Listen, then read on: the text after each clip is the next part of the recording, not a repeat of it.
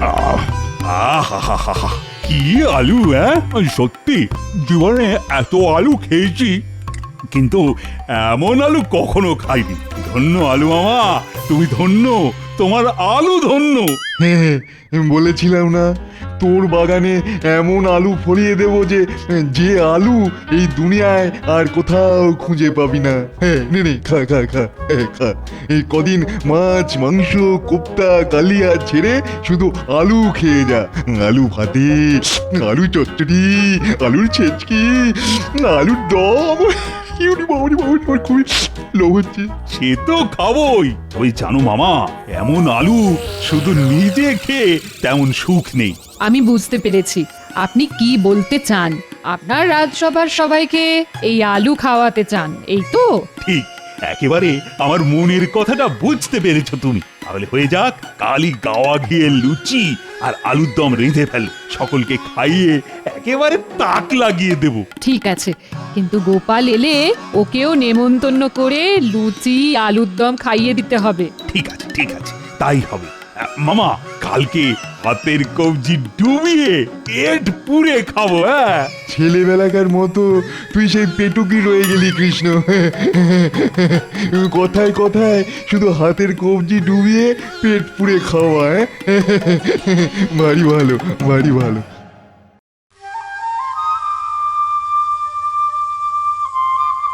কদিনের মধ্যে আসছি বলে আজ 1 মাস হয়ে গেল।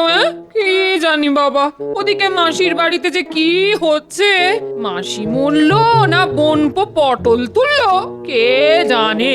এমন অলক্ষণের কথা বলো না তো গিন্নি। বলি বনপো পটল তুললে তো সারা জীবনের মতো তোমার মাছ খাওয়া বন্ধ হয়ে যাবে গিন্নি। ইমা, চি চি চি চি চি, বালাই 60-70-এর মুখে ছাই দিয়ে তুমি পটল তুলবে কেন? হ্যাঁ গা, মাসি কেমন আছে? আরে ভালো আছে বলেই তো আসতে পারলাম। তবে কটা দিন যা গেছে না, উফ বাপ রে বাপ, কি বলবো তোমায়। জমে মানুষের সে কি টানাটানি, একবার জম টানছে আর একবার মানুষ, তারপর শেষে মানুষই জিতলো। বাহ বাহ বাবা বাবা বাবা, খুব ভালো খবর। মাসি ভালো আছে জেনে নিশ্চিন্ত হলাম। সে তো না হয় ভালো, কিন্তু এদিকের খবর যে খুব খারাপ। কি খারাপ খবর গো? পেটের ভেতর যে আগুন জ্বলছে গিন্নি, এক্ষুনি সেই আগুন হয়তো পেট ছাড়িয়ে সারা শরীরে ছড়িয়ে পড়বে। দাও দাও দাও, তাড়াতাড়ি 2 মুঠো ভাত দাও। কি গো, চুপ করে দাঁড়িয়ে রইলে যে? বুঝতে পেরেছি, বেলা হয়ে গেছে তো, নিজের মতোই রেধে বেড়ে খেয়ে ফেলেছো। ঠিক আছে, তাহলে চট করে 2টো ভাত ফুটিয়ে দাও, আমি টুপ করে পুকুরে একটা ডুব দিয়ে আসি। আশ্চর্য মানুষ তো তুমি, এতটা পথ হন্তদন্ত হয়ে তেতে পুড়ে এলাম, তোমার তো দেখছি তাতে কোনো হুঁশই নেই। এই দেখো, আমাকে হুঁশ শেখাতে এসো না। বলি ঘরে 1 দানা চাল থাকলে তো ভাত রাঁধবো। চাল নেই তো যখন নেই তখন আনিয়ে নাওনি কেন? কি করে আনিয়ে রাখবো? বলি যাবার সময় হাতে তো দিয়েছিলে সামান্য কিছু পয়সা করি, সে তো 2 দিনেই ফাঁক। মুদির দোকান থেকে ধার ধুর করে কোনো মতে চালাচ্ছিলাম, কিন্তু মুদিও আর ধার দেয়নি। কোনো উপায় না দেখে গতকাল থেকে আমি পেটে কিল মেরে পড়ে আছি। ওমা, সে কি কথা? কাল থেকে উপোস? ও বাবা, এদিকে আমার হাতেও তো আর কানাকড়িও নেই। মাসির চিকিৎসার পথ্যের পেছনে জলের মতন সব বেরিয়ে গেছে। এই জড়া রোদের মধ্যে আবার কোথায় যাচ্ছ? রাজসভায় যাই, মহারাজকে বলে কয়ে দেখি যদি কিছু পাওয়া যায়।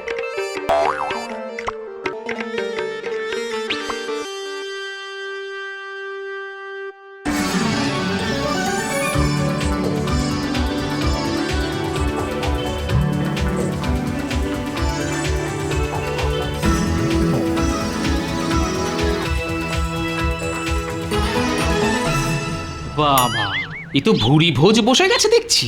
মহারাজ, আরে গোপাল যে, মাসির বাড়ি থেকে ঠিক সময় ফিরে এসেছো দেখছি। কে আছো? আরে গোপালের জন্য একটা আসন পেতে দাও। ক্ষমা করবেন মহারাজ, আমি খেতে পারবো না। আসলে ঘরে আমার গিন্নি কাল থেকে উপোস করে আছে মহারাজ। কেন, কোনো ব্রত আছে বুঝি? হ্যাঁ, তা বলতে পারেন, একে বলে অভাবের উপোস। আপনার সঙ্গে আমার কিছু কথা ছিল মহারাজ। দেখছো তো এখন খাচ্ছি। সে না হয় আমি বাইরে অপেক্ষা করছি, আপনার খাওয়া হয়ে গেলেই না হয় বলবো। কি ব্যাপার বলো তো মন্ত্রী, গোপালকে কেমন যেন অন্যমনস্ক লাগলো। ছাড়ুন তোর কথা, নিশ্চয়ই পয়সা করি নেবার মতলবে এসেছে।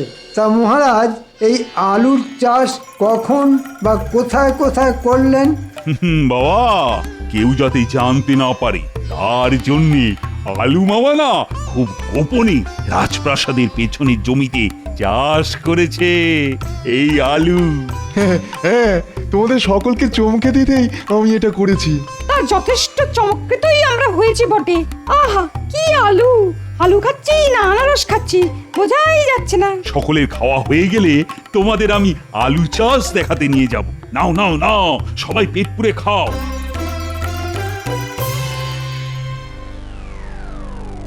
বাপ রে বাপ, এখনো খাওয়া শেষ হলো না? মহারাজ, আমার কথাটা কি এখন শুনবেন? না না না, এখন সময় নেই, সকলকে আলু দেখাতে নিয়ে যাচ্ছি, ফিরে এসে শুনবো। অগত্যা।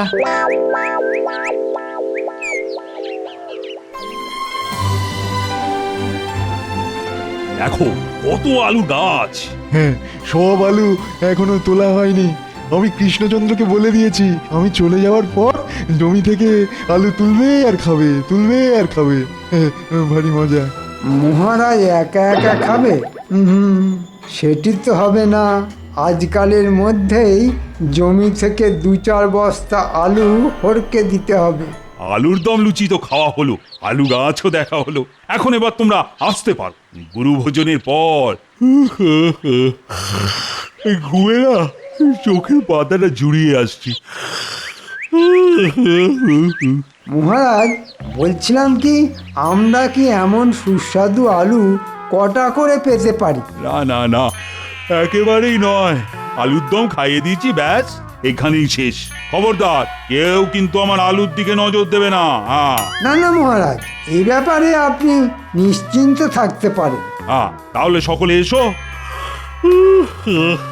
বড্ড ঘুম পাচ্ছে।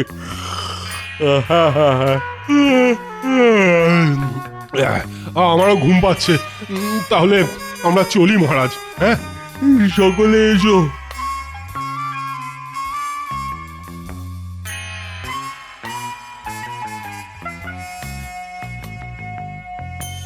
মহারাজ, এবার কি আমার কথাটা শুনবেন? আহ, এই ছিনে জোকের মতো লেগে আছো দেখছি। ঠিক আছে, বলো বলো। বলছিলাম কি, ওই বেতন থেকে যদি কিছু অগ্রিম দেন, ঘরে আমার হাড়ি চড়ছে না মহারাজ। না গোপাল, এই মুহূর্তে কিছু দিতে পারছি না। আলু চাষ করতে গিয়ে আমারও দেদার অর্থ খরচ হয়ে গেছে, আমারও হাত খালি, তাই অগ্রিম কিছু হবে না। আর তুমি এখন আসতে পারো।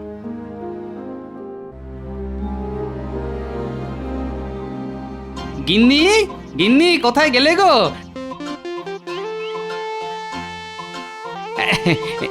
এই নাও, এই নাও চাল ডাল, চট করে চালে ডালে বসিয়ে দাও তো, যাও। মহারাজ তাহলে কিছু দিলেন? মহারাজ ঘন্টা দিলেন।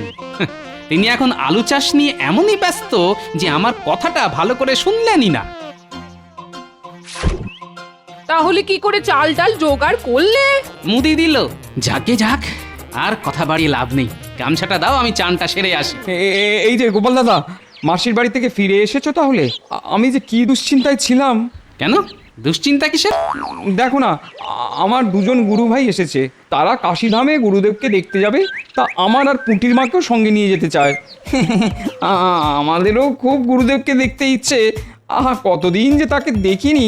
তা ইচ্ছে যখন হয়েছে তখন যাও, কি আটকাচ্ছে? ওই যে আমার তিনটে বাচ্চা বাচ্চা, ওদের একলা রেখে কোথায় যাব বলো তো? তোমরা যদি কটা দিন তোমাদের ওখানে রাখো, তাহলে নিশ্চিন্ত মনে গুরু দর্শনটা করে আসতে পারি, এই আর কি। তার সুযোগ যখন এসেছে তখন ঘুরেই এসো। পুটি, টেপা আর পুচকের দায়িত্ব আমাদের। বাঁচালে বৌদি, জানতাম জানতাম তোমরা না করবে না। যাই যাই, এই পুটির মাকে গিয়ে খবরটা দিয়ে আসি গো। এই জন্যই বলে আপনি শুতে স্থান পায় না, শঙ্করাকে ডাকে। নিজেরা কি খাবো তারই ঠিক নেই, তার উপর আরো তিনটে পেট। যাক, ছি, এমন কথা বলতে আছে নাকি? ওরা না আমাদের আদরের নাতি নাতনি। কিন্তু ঘরে পয়সা কড়ি না থাকলে সে আমি ঠিক টেনে টুনে চালিয়ে নেব। হ্যাঁ, কি করে যে চালাবে তা ভগবানই জানেন। ওহ, কি আলু খেলাম রে! আহা, যেমন নরম তেমনি স্বাদ। তাহলে যা ভেবেছি তাই করব। রাতের অন্ধকারে গিয়ে 2-4 বস্তা না হোক, নিদেন পক্ষে 1 বস্তা আলু হরকে নিয়ে চলে আসব। তারপর শুধু আলু আর আলু। হা হা হা হা হা হা। মহারাজ বাধ্য হয়ে আপনার বাগান থেকে আলু চুরি না করেও দিব্যি চলে যাবে মহারাজ। বল, তাহলে তুমিও? অথচ ধরেও ধরতে পারলেন না। বুদ্ধির খেলায় এবারেও আমার কাছে হেরে গেলেন।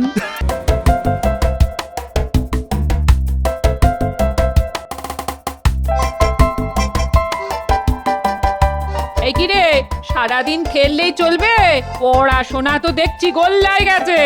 দাদুর বাড়ি এসে আবার কেউ পড়াশোনা করে নাকি? ঠিক আছে, পড়তে হবে না। তা খাবি তো নাকি? কখন থেকে ভাত বেড়ে বসে আছি। হ্যাঁ হ্যাঁ, খাবো খাবো। এ বাবা, কালকের মতো আজকেও কলমি শাক সেদ্ধ আর ভাত। না না, এই আমি খাবো না, আমি মাছ খাবো।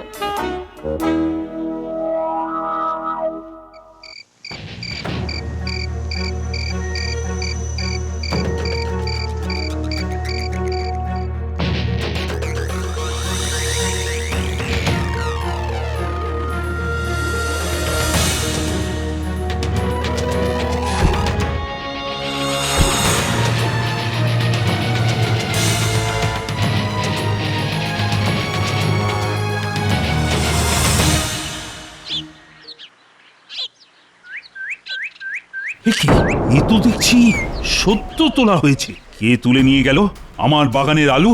কার এত সাহস? রক্ষী, ও রক্ষী! আজ্ঞা করুন মহারাজ।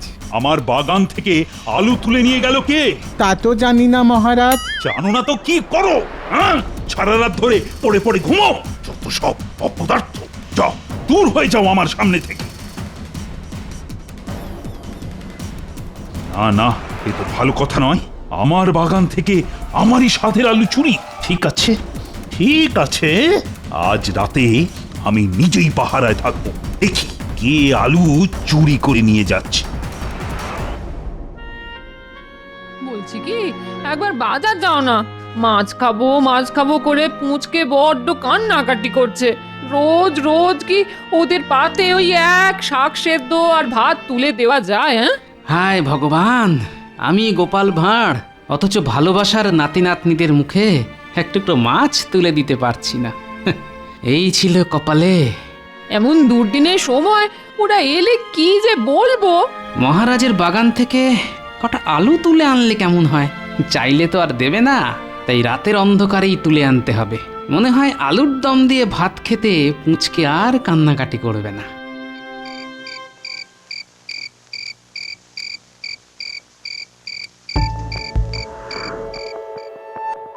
হে ভগবান, তুমি তো সবই জানো। আমি চোর নই, শুধু বড় বিপাকে পড়ে আজ এই কাজ করতে বাধ্য হয়েছি।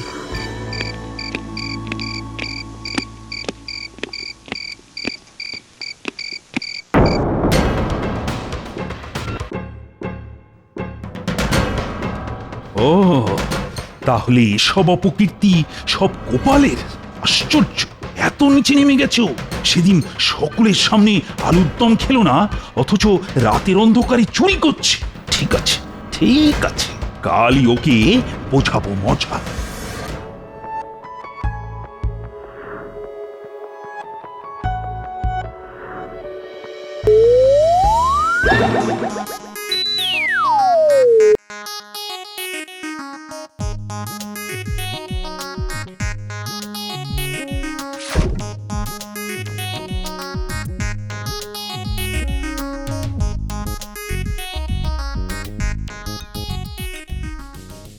আহ, আলুর দমটা যা হয়েছে না!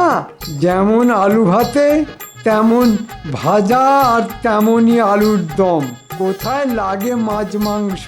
হ্যাঁ গো, খুব তো মহারাজের বাগান থেকে এক বস্তা আলু চুরি করে নিয়ে এলে, তা মহারাজ যদি জানতে পারেন? আরে ফুক, এমন নিঃশব্দ হড়কে দিয়েছি না, মহারাজ কেন শিবের বাবাটি অবধি টের পাবে না। ও, ভেতরে ভেতরে এইসব হয়ে গেছে। আমি আলু নিয়েছি অভাবে, আর মন্ত্রী বেটা আলু চুরি করেছে স্বভাবে।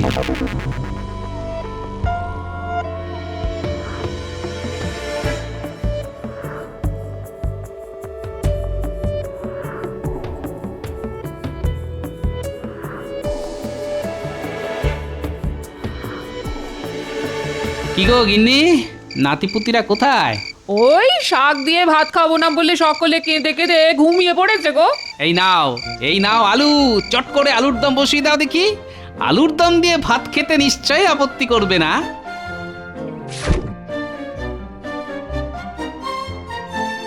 মহারাজ বাধ্য হয়ে আপনার বাগান থেকে আলু চুরি না করেও দিব্যি চলে যাবে মহারাজ।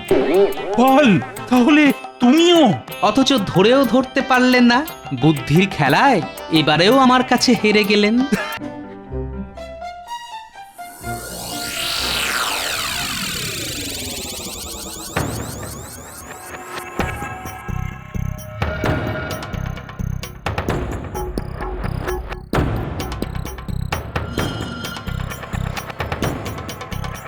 শেষকালে গোপাল আলু চুরি করলো?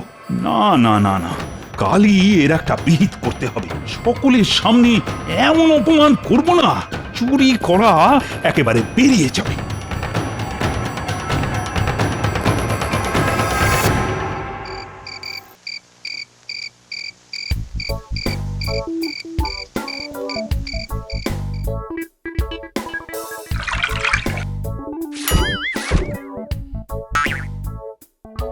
কি হলো? গায়ে জল পড়লো কি করে? ও বাবা, বাইরে বৃষ্টি হচ্ছে যে।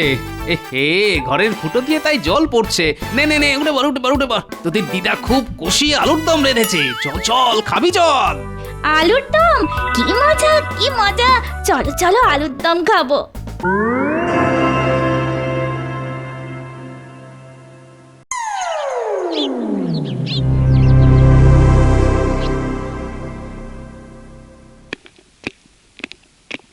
কি গোপাল, কাল রাতে কি দিয়ে ভাত খেলে?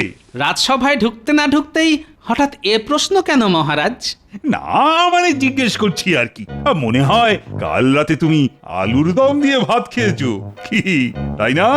যদি খেয়েই থাকি তাতে আপনার কি? বাজারে কেনা আলুর দম খেলে আমার কিছুই নেই, তবে আমার বাগানে চোরাই আলুর দম খেলে তো আমার কিছু যায় আসে গোপাল। এ মা, তাই নাকি? গোপাল আপনার বাগান থেকে আলু চুরি করেছে? ওকেই জিজ্ঞেস করে দেখো। আমি যে আলু চুরি করেছি তার কোনো প্রমাণ আছে? প্রমাণ আমি স্বয়ং। কাল রাতে আমি তোমাকে আমার বাগান থেকে আলু চুরি করতে দেখেছি। তা দেখলেনি যখন, তখন হাতে নাতে ধরলেন না কেন? কাউকে হাতে নাতে না ধরে চোর বলা কিন্তু রাজার কাজ নয়। খুব যে ট্যাঁকস করে আইনের কথা বলছো মহারাজ, আমি এক্ষুনি প্রমাণ করে দেব কাল গোপালের বাড়ি আলুর দম হয়েছিল কি হয়নি। এই যে মহারাজ, পুঁটিকে এনেছি। ওরা এখন কদিন গোপালের বাড়িতেই আছে। কাল রাতে আলুর দম খেয়েছিল কিনা ওকেই জিজ্ঞেস করুন। আচ্ছা পুঁটি, সত্যি করে বলতো কাল রাতে কি দিয়ে ভাত খেয়েছিলি? আলুর দম দিয়ে। দেখলেন তো মহারাজ, একেই বলে ধর্মের কল বাতাসে নড়ে। মহারাজ, পুঁটি কাল ঘুমের ঘরে ভাত খেয়েছে, তাই হয়তো স্বপ্নে আলুর দম খেয়েছে। চুপ, একটা কথাও বলবে না। আমি যা জিজ্ঞেস করার পুঁটিকেই করব। আচ্ছা পুঁটি, তুই কি কাল রাতে খাবার আগে ঘুমিয়ে পড়েছিলি? হ্যাঁ মহারাজ, কাল রাতে আমরা 3 ভাই বোনই না খেয়ে ঘুমিয়ে পড়েছিলাম। হঠাৎ ঘরের ফুটো চাল দিয়ে বৃষ্টির জল পড়তে আমাদের ঘুম ভেঙে গেল, তখনই উঠে ঘুম চোখে খেয়েছি। দেখলেন তো মহারাজ, কাল রাতে তো একটুও বৃষ্টি হয়নি, অথচ পুঁটি বলছে বৃষ্টি হয়েছে। তাহলেই বুঝে দেখুন পুঁটি ঘুমের ঘরে স্বপ্ন দেখেছিল কিনা। চাল ফুটো হয়ে ঘরের মধ্যে বৃষ্টির জল পড়া, তারপর আলুর দম খাওয়া, সবটাই হয়েছে ঘুমের ঘরে। হ্যাঁ তাই তো। এক্ষুনি আমার বাড়ি রক্ষী পাঠিয়ে যদি একটাও আলু বের করতে পারেন তাহলে আপনি আমাকে যে শাস্তি দেবেন তা আমি মাথা পেতে মেনে নেব। তাহলে কি আমি এতটাই ভুল দেখলাম? মনে হচ্ছে আপনিও কাল পুঁটির মতো ঘুমের ঘোরে ছিলেন, তাই না মহারাজ? তবে যদি সত্যিকারের আলু চোরকে ধরতে চান তাহলে এক্ষুনি আসুন আমার সঙ্গে। এ বাবা, এসব কি হচ্ছে রে? মহারাজকে নিয়ে গোপাল কোথায় যাবে বলছে?